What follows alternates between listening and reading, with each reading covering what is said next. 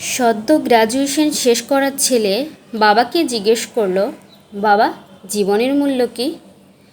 বাবা জীবনের মূল্য বোঝানোর জন্য ছোট্ট একটা পাথর দিয়ে বলল, যাও কোনো একটা দোকানে গিয়ে জিজ্ঞেস করো পাথরের মূল্য কী। ছেলে সবজির দোকানে গিয়ে দেখল পাথরের মূল্য 2 ব্যাগ সবজি।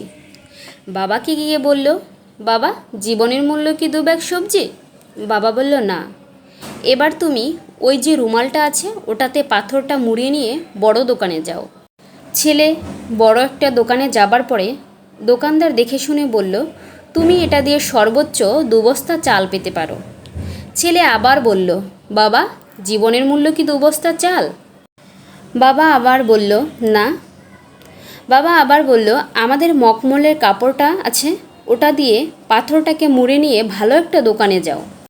ছেলে বুদ্ধি করে জুয়েলারির দোকানে ঢোকার পর জুয়েলারিওয়ালা এটা ভালো করে দেখে বলল, এটা তো অমূল্য পাথর, এটার জন্য আপনি আমার পুরো দোকানটাই নিয়ে নিতে পারেন।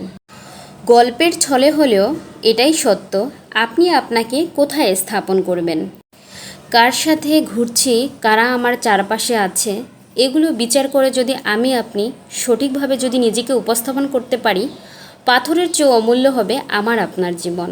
নতুবা কেউ 2 বস্তা চাল অথবা 2 ব্যাগ সবজিতেই বিক্রি করে ফেলবে আপনাকে।